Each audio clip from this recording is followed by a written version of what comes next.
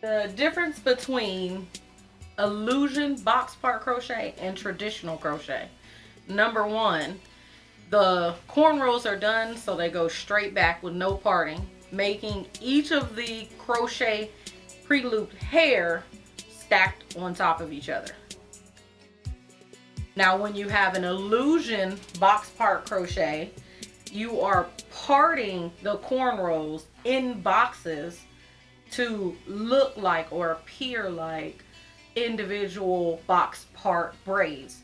So you see, instead of having, when you count here, you got 1, 2, 3, 4, 5, 6, 7. You have 8 pre-looped braids on this cornrow.